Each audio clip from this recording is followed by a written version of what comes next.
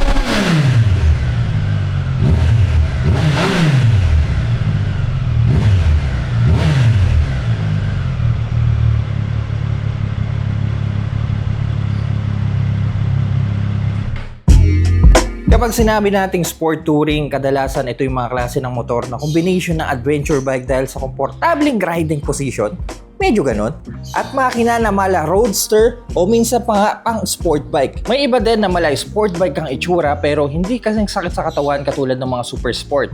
Katulad na lang nitong Tiger 800. Mukhang adventure bike ang tindig pero praning ang makina na naka 3-cylinder. Speaking of makina, gumagamit ng 798cc displacement, 3-cylinder liquid-cooled 12 valves, 6-speed double overhead cam with 113 horsepower at 10,750 RPM at 84 Nm of torque at 8,500 RPM. 18.6 liters ang fuel tank capacity. Yes, malaki ang tangke natin dito. May timbang na 214 kilograms given dahil sa itsura niya na mabibili nyo for 699,000 pesos as of now. By the way, we have the Tiger 800 in gray and black. Ang ganda ng combination, ang linis. Yung mga gray paint niyan dito majority sa front end eh. Yung dating 17 liters sa Tiger 660 or the 800, naka 18.6 liters na po tayo, which is very nice, especially kung lalayo tayo. This is plastic. Dito sa part na to, mas pinili nilang gawing matte black. Siguro para hindi na rin tayo mag-install ng mga tongue grips o kaya tongue pads. Kasi hindi siya masyadong gasgas. Hindi katulad nitong part na to. Kung tinuloy natin sa baba, doon siguro obligado tayo maglagay ng tongue pads at tongue grips. Pero dito mukhang hindi na. Malalaman natin kalaunan siguro. Matte black fairing dito sa bandang lower tank. Tubular perimeter frame. And for the shroud, ito yung gustong-gusto ko sa kanya. Ang laki! Usually yung mga fairing sa gilid ng radiator, mga maninipis lang eh. Pero dito sa 800, grabe lapad oh. Tapos sabay mo pa ng araro sa baba. O diba? Mas malapad tignan, mas bully tignan. Yung 660 kasi wala nito eh, kaya medyo bitin tignan. Ito mayroon na stop. Naka metal foot pegs tayo na may chrome heel guard. Parang yayamanin sa part na to eh oh. Chrome foot pegs tapos ganitong kulay sa front section. Ano ba to? Butas ba to? Ay hindi, sarado. Design lang din. Kala ko parang may air scoop design tayo. Para sa pillion footrest, mahaba yung stem niya. Aluminum to na may metal foot pegs. Parang may kulang dito sa part na to. May nawala ba? Ah, hindi kasi pwede kayong maglagay ng side panniers. So dito nila ikakabit yung mounting sa baba. May abang siya kung gusto nyong mag-avail ng mga aftermarket panniers ng Triumph. Kakabit nyo lang siya dyan. Meron tayong isang pirasong upuan na may malaking room para sa ating main seat. I mean, tignan nyo naman kung gaano kalaki yung room mo. Tsaka tignan nyo yung cutout to. Masyadong malalim tapos biglang paangat dito sa may pillion. Hindi fit yung leather niya. May napipress ako. Putol na grab bar para sa ating mga backride. Itong part na to, hindi ko masyadong nagustuhan. Anyway, at least may kapitan sila. Tapos yung cowling pinutol na nila hanggang dito. Tulad ng Triumph Trident. Pakita ko lang sa inyo front end ng bike. Dude, parang superhero, no? Masungit na front end. Medyo singkit yung mata niya. This is our low bip. Nasa kaliwa ng motor. Actually, nasa kanan pala. So every time ma-under tayo, nakabukas yan. Itong dalawang linya na pababa, this is our daytime running light. Napakatingkad, di ba? Kung napapansin nyo, hindi nakabukas itong left side ng headlight natin. Kasi yan yung high beam natin. So every time na mag-high beam tayo o gagamitin natin yung passing light, Ganyan yung itsura niya. Parang ganito yung setup ng mga sinaunang sport bike. Sabihin natin yung unang Yamaha R3, mga Ninja series ng Kawasaki. Sa mga modernong motor, usually sabay nang nabukas yung ilaw. Pero for the Triumph Tiger 800, kinip nila yung ganitong klaseng setup. Which is for me, ewan ko, na-miss ko lang. Then we have our LED turning light na nakakabit sa shroud ng bike. Then may butas tayo dito. Design lang siya. For our windscreen, eto na. Sakaling nasa open road tayo, sabihin natin mga expressways. Sabihin natin gusto nating ma-deflect ang hangin habang nasa kalsada tayo. Manually adjustable po ang windscreen natin. As of now, nasa pinakababa to. Kapag iaangat, hihilain nyo lang pataas. May iba-ibang level pa to. Kung gusto nyo gitna, mahirap lang hanapin yung quality ng gitna. Kasi kailangan full force nyo bago itaas o ibaba. Basta. Tapos eto guys, so meron tayong transparent cowling sa gilid ng windscreen. Ewan ko ba ba't sobrang lakas ng dating sa akin ito. Ngayon lang ako nakakita ng ganitong design. Then for our taillight, eto medyo simple yung taillight natin. Pero habang tinititigan natin siya, parang logo ng Triumph na nilagyan ng ilaw. Eto lang, medyo na-OC ako dito sa part na to. Una ko nakita to nung pinick up natin sa dealership. Nakaangat siya palagi. Hindi ko lang kung may nasabit o ewan. Tinignan ko din yung mga ibang Tiger 800. Ganito rin yung likod. So kapag ginabot tayo ng malakas na ulan sa daan, hindi ko lang sure kung papasukin tong part na to. Kasi may kanipisan din yung fender natin sa likod eh. Naka-LED turning light din tayo sa likod. Nakatulad na nilagay nila sa harapan. At plate light. For our dash, meron tayong familiar na display na katulad na ginagamit sa Daytona at Tiger 660. LCD instrument panel na naka-TFT sa bandang baba. Medyo may kaliitan lang tong TFT natin. Anyway, isa-isayin natin yung mga nakalagay dito. Tachometer sa taas, fuel indicator at speedometer. Yun lang po ang makikita natin sa panel na to. Mga warning icon sa gilid, katulad na lang nitong nagbiblink na ABS indicator, neutral light, check engine at low oil pressure indicator. Kaya mag-alala, lahat yan mga wala once na umandar na tayo. Sa baba, eto na. Dito na natin makikita yung mga ibang informasyon at mga features ng bike. For example, of course, meron tayong gear indicator, clock, ambient temperature, at date. Meron tayong date. To operate sa left handlebar, meron tayong mga arrow buttons. Pag pinindot natin sa baba, yan, lilipat yung gear indicator dito sa upper panel. Itong part na to, for example, gusto natin mag-play ng music gamit ang mga cellphone natin. Magagawa lang natin yan kapag kinonect natin ang mobile phone natin sa display ng bike gamit ang My Triumph app. Ito, volume up at volume down. Ito sinasabi ko sa inyo, Navigate Triumph app. Yes, pwede po kayong gumamit ng turn-by-turn navigation sa app. Intercom, na pwede nyo rin connect sa dash natin. Hindi ko pa nagagawa, so hindi pa naka-activate. Main menu, kabalikan natin tong part na to, medyo marami-rami yan. Trip meter, trip 1, trip 2. Fuel status for our average fuel consumption at current fuel consumption. Bike temperature, in bar, service interval, brightness ng dash. Yan, pero gusto ko kasi lagi nakatodo. Automatic naman yung dash natin. Kung maliwanag, kung madilim, mag-a-adapt naman siya. At yun, punta tayo sa main menu. Meron tayong riding modes. Rain, road at sport. Rain ang pinakamahina as always. Road ang sabi nating balance mode. Siguro most of the time itong gagamitin natin. At sport, kung gusto nyo gamitin full potential ng bike. So 3 riding modes, yun nga lang wala po tayong customizable modes. Traction control, enable. Mukhang on and off lang ang traction control natin. Unit metrics, distance, kilometer per liter, yes. Hindi ko lang nagustuhan yung itsura ng layout eh, pero yung overall itsura niya. Yayamanin, no? Especially itong glass na ginamit nila tapos yung glossy black paint sa gilid. Ganito po ang itsura ng cockpit natin. Medyo malawak yung room sa part na to. This for our steering. Makikita nyo rin dito sa part na to yung mga fins ng headlight natin. Madaas na handlebar. Kung kailangan natin iangat yung windscreen, yan, ganyan lang. Sa baba. Kaya ng isang kamay. Right handlebar, this is for our kill switch and also ignition switch. Sa baba, medyo tago. This is our button for de-hazard. Naka-ride-by-wire po ang Tiger 800. Kung napapansin nyo, wala siyang kable. Adjustable brake levers in 5 levels. Kung gusto nyo i-adjust mas malapit sa inyo o mas malayo. Sporty mirror. I think ganito yung ginagamit sa mga naked sport. Sa kaliwa, yan yung switch gear natin. Marami-raming buttons. High beam nandito sa tuktok. Usually sa mga ibang motor, ito yung passing light natin. Daytime running light button. For example, babiyahe kayo ng may araw at gusto nyong patayin yung low beam natin, mas prefer nyo yung daytime running light lang yung umiilaw. Pwede nyo gawin yun using this button sa left handlebar. Meron tayong cruise control na paborito ko sa mga modern big bikes ngayon. Para hayahi ang buhay natin kapag nasa expressway tayo, mga long ride, di na natin kailangan pumiga. Up and down, left and right button, at sa baba ang ating enter button. Turning switch na masarap sa pakiramdam. Buttons for our riding modes, easy access po ang ating riding modes gamit ang button na to. At ang ating busina. medyo matigas lang. Power clutch lever, hindi po adjustable to, pero malambot naman siya dahil yan sa assisted slipper clutch na nakalagay sa Tiger 800. Sobrang lambot niya. Madali siyang pigain. Maganda yung suspension natin sa Tiger 800. Naka 41mm inverted show of works po tayo sa harap na adjustable ang compression at rebound. Ito siya, kung gusto nyo i-adjust yung settings nyo, madali lang. Ganda na itsura ng fender, ang sporty. Naka 310mm twin floating disc na gumagamit ng 4-piston calipers. Logo nila yung nakalagay eh. At naka-breeded ang hose natin.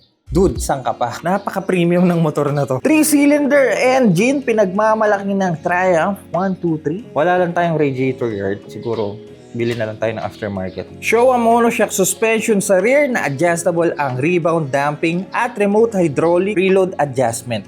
Ito siya. Kung gusto nyo adjust yung preload nyo, pihitin nyo lang sa left side ng motor. Mayroon tayong knob dito. Every time na mag-a-adjust kayo, may marinig kayong clicks. 4-hour exhaust. Medyo may kanipisan to. Sobrang nipis, so parang pinitpet. Tapos biglang laki ng breadbox, so sinama ba nila dito yung catalytic? Iniwalay din. Ay, wala eh. Buti naka-side exhaust. Mas may dating tignan. Sporty looking 17 inches alloy wheels. And tignan yung itsura, oh. Pang sport bike eh. Madali lang din magpahangin gawa ng ganitong klaseng design ng valvula. 4-hour stack tire, gumagamit ng Michelin Road 5. Stack tire, naka Michelin brand na kayo. 180/55 dito sa rear at 120/70 sa harap. Sa mga gustong mag-upsize ng rear tire, sabihin nating 190. I mean, sa ibang motor okay lang yun. Wala masyadong magbabago sa handling nyo. Pero sa case ng Tiger 800, mukhang lalapat na sa fender sa likod eh. I mean, tingnan nyo yung allowance, napaka-liit na lang. Mas maganda keep na lang natin yung stock size na 180. At isa pang kagandahan sa Tiger 800, guys, na quick shift na tayo dito up and down. Ito yung device, oh. Sa mga hindi po familiar sa quick shift at bago pa lang sa mga ganito kalalaki na motor, makita nyo po mamaya kung paano ino-operate to. At may cute na itsura ng shifter. Mahaba po yung itsura ng side stand natin. Medyo sablay lang sa pagkaka-welding sa part na to. Parang dinugtong lang. Speaking of welding, kamusta ang pagkaka-weld nila? Okay naman. Pulan pala nasa left side. Kung bubuksan natin ang ilalim ng puan, nasa kaliwa yung switch. Angat lang, madali siyang tanggalin. At voila. Ito lang mailalagay nyo, papeles. Wala ring space eh. Eh meron dito, maliit. So maglalagay tayo ng bracket sa top box to. Anyway, ibang usapan na to. Sa ibang content na siguro to. Ito yung mga fuse natin. Battery. At yun lang. Okay na, familiar na tayo sa motor. Subukan na natin sa daan. First ride sa pinakabagong Triumph Tiger 800. Ang ganda niya, no? Bulky ng harap, tapos medyo manipis sa rear section. Kung napapansin nyo, yung hulmahan niya, medyo hawik sa Tiger 660. Naghihiraman lang sila ng DNA actually. Pero dito sa part na to, ayan, sa front end, dun mo malalaman yung pagkakaiba ng dalawa. Ang laki ng tangke eh. Tapos ang lapad na ng windscreen. Yung shroud tsaka araro, sabay mo pa ng malaking makina. Tsaka syempre may 800 sa tangke. Guys, hindi na natin papatagalin pa. Unang upo sa Tiger 800. Yun. Seat height ng bike is 800, 35mm. I am 6 flat, 34 inches inseam at ganito itsura natin sa sports touring na to.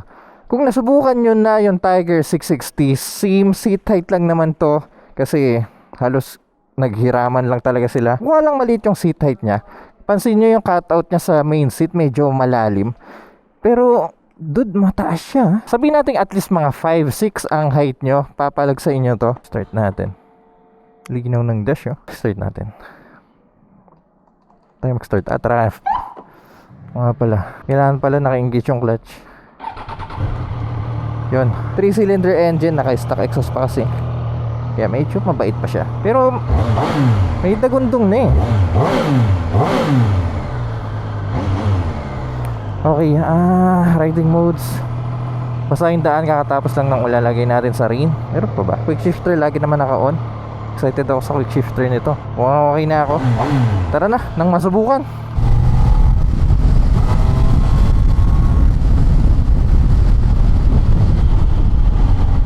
Riding position natin sa motor mga cutie pies. We are in a very relaxed ergonomics. Sobrang upright ng likod ko. Ang taas ng handlebar, well, hindi naman sobrang taas, pero mataas na para mabigyan tayo ng relax posture pagdating sa kamay. Relax foot pegs, hindi masyadong papasok, hindi rin bandang gitna. As in, normal lang at may malambot at malapad na upuan. Yung ganitong ergo mahahalantuan ko sa mga legit adventure bike, pero hindi ganon kabalki tulad ng mga ibang adventure bike. Pero kung titignan nyo itong nasa harapan natin, laki ng tangke natin, no? Tapos dahil sa mataas ng windscreen, tapos additional transparent fairing sa gilid, ang macho tignan eh. Sana ginawa na nilang full TFT display, no? I mean, okay na yung bike eh. Halos loaded na eh. Para sa akin, hidden gem nga itong Triumph Tiger 800 kasi alos dito na lahat eh. Ito lang talagang dash eh. Nasasalpakan nila ng mga premium design at kung ano-ano pang tech at features. Sana dinamay na nila yung dash, no? O siguro may iba na mas prefer tong ganitong klaseng display. Nagsasawa na sa mga bagong motor ngayon na naka full TFT display. Hapit ng gulong. Masahing daan ha. Isa yan sa mga advantage ng Tiger 800. By stock, naka Michelin Road 5 na tayo. Para sa akin pang all around tong gulong na to eh. Anyway, next content long ride tayo gamit to. Subukan ko i-break in tong Tiger 800. Mas i-explain ko sa inyo kung ano may offer ng Michelin Road 5. Medyo manipis lang yung pakiramdam kapag ginigrip ko yung legs ko sa tanke and madulas. I think kailangan nyo pa rin ng tank grips para mas makapit yung pakiramdam ng pantalon sa tanke. Pero sa tank pads mukhang kahit hindi na eh. Siguro para ma-sure lang maglagay pa rin kayo. Uy, ganda ng suspension natin. Kahit sobrang lubak, alam mo yung kalmado lang yung talbog. Ito gusto kong masubukan. Power ng Tiger 800, 113 horsepower na may 84 Newton meters of torque.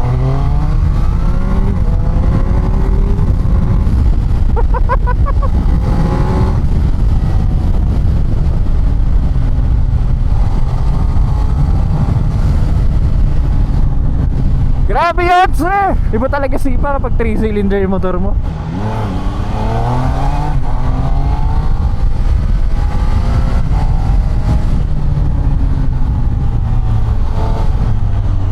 Ang bait pa ng exhaust.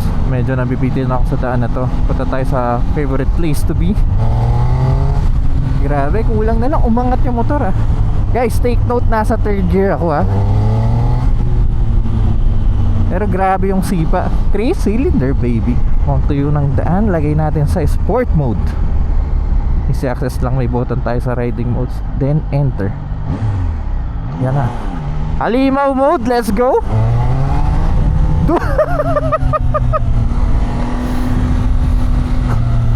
Umangat yung motor.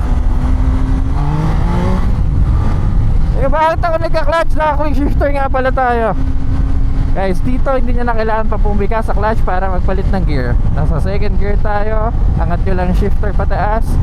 Yan. Huwag nyo na i-close yung throttle. Okay lang nakababa dyan. 3rd gear, 4th gear, 5th gear, 6th gear, downshift. Dito kailangan nyo na i-close yung throttle. Pang, pang, pang, hanggang utang yung 2nd gear. Iba po ang clutchless shifting. Iba rin po ang rev match. At iba rin ang quick shifter.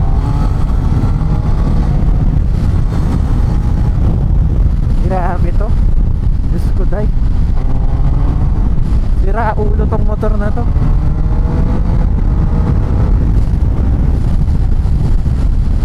Kung naalala nyo sa mga matagal nang nakasubaybay sa channel natin, gumawa tayo ng review sa Triumph Tiger 660 way back. Anong taon ba yun? 2021, 2022, basta sobrang tagal na. Pero hindi ko nakakalimutan kung ano experience ko sa motor na yon. Una ko napansin doon kung gaano ka-vibrate yung dash ng Tiger 660. Ang lala, onting lubak lang. Alam mo yung wiggly siya, nagwawabble siya. Pero dito intact ko. Medyo malubak yung daan ha. High speed tayo.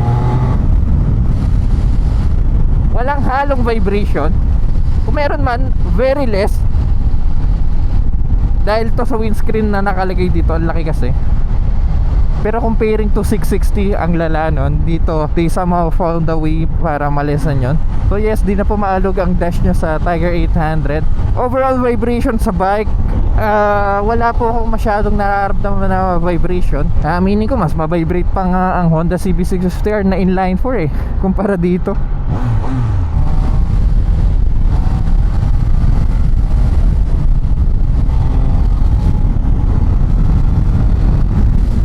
First gear, umangat yung motor, lumabas tuloy yung traction control indicator. Hindi lumalabot yung gulong eh. Yun, ang lubak nun ha. Pero yung suspension natin sa likod, smooth lang. Sa harapan, hindi ganun medyo stiff. Which is, para sa akin okay lang. Throttle response, sa mga nagtatanong, responsive po ang bike. Kung anong bigay ng throttle na nakasanayan nyo sa mga decable, ganun din po dito sa Tiger 800. To think that this is ride-by-wire. May iba kasing ride-by-wire na sobrang delay. Best example doon yung Trident ng Triumph. Yung mga lumang Trident kasi sa bagong Trident kasi na-resolve na nila yung issue na yun eh. Pero kasi ang pangit kayo sa feeling kapag delay yung throttle eh, no? Every time lang na pupindot ako sa busina, po hindi ko siya mapindot agad. Medyo matigas yung pakiramdam. Hindi katulad na ibang busina na onting dampi mo lang tutunog agad. Dito kailangan mo diinan yung pindot mo eh. Pero mas okay na to kaysa sa bagong busina ng Honda. Hihinto tayo saglit, may gusto kong maramdaman. Dahil nasa Eurobike tayo, British brand, Triumph brand. So malaman yung engine heat eh. Ayun, umandar na siya. For the engine heat, mainit yung pakiramdam niya. Ganito yung stance ng legs ko, pero ramdam ko yung buga ng init. So yes, every time na may ipit kayo sa traffic, asahan nyo na ang buga ng makina. Pero hindi siya yung init na para bang gusto mo na lang iwan sa gilid yung motor. Kaya mo pagtisin yung init niya eh. Ayan o. While riding, pwede namang adjust to. So, saan tatama ang windshield kapag nakatodo? So ba ng visor ko? Kung ibababa, kung gusto nyo mas maraming hangin dumampi sa katawan nyo, ayan, baba nyo lang. For our fuel consumption, kumonsumo po tayo ng 18.7 km per liter. Mixed riding style tayo, mas lamang yung walwal mode. Pwede na din considering na 800cc ang gamit natin. Bakit ko nasabing hidden gem ang Tiger 800? Unang-una yung presyo niya, 699,000 pesos. Actually sabi nila sa akin, introductory price daw yun ng Tiger 800. Hindi ko lang sigurado kung kailan nila itataas yung presyo. Pero for 699,000 pesos, comparing to Yamaha Tracer 900 na worth 929,000 pesos, sobrang layo. To think na halos lahat ng tech na nakalagay doon nandito na.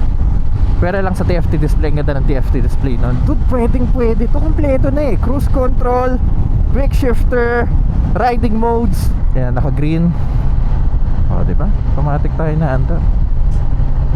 Marami pa rin hindi masyadong familiar sa brand na to. British brand na halos ka-level ng BMW at iba pang Euro brand. So yes, marami tayong putik na nadaanan. At ayan. So yung ganitong haba ng fender, walang silbi. Siguro next content, lagyan natin ng top box to. What we don't like about the bike, unang-una, itong dash na ewan ko. Hindi naman siya sobrang pangit. Wala lang siyang dating. Pero okay lang yan as long as nakita ko naman yung mga kailangan ko makita information sa display. Good to go tayo. Handling ng bike sobrang okay. Suspension sobrang okay. Braking power kumakagat agad. Tires natin solve. Ergo ng bike maganda. Relax riding posture. Ganda itsura ng bike. Maganda ang presyo, dude. Halos wala akong masabi dito sa bike na to. Sasalpakan ba natin ng aftermarket exhaust to in the future? Hindi ko pa masabi. Na yung harapan, no? Teka, medyo madilim na. Dito maganda testingin yung front end niya. Ayan, no? Diba? Pagsabay na ilaw. Oh. Guys, kung kayo ang tatanungin ko sa presyong 699,000 pesos, kukuha ka rin ba ng Tiger 800 ng Triumph? Let me know in the comment section down below. Kailangan nating ma-break in ride to. So abangan nyo po yung next content. Hindi ko pa sigurado kung saan tayo pupunta. Saan kayo magandang pumunta, no? Pero nag-uulang kasi. Kahit bago pa bumaksak to, actually bumaksak na. Bago pa bumaksak ulit ang ulan, kailangan na nating makalis sa lugar na to. So mga cutie pies, see you po sa next content.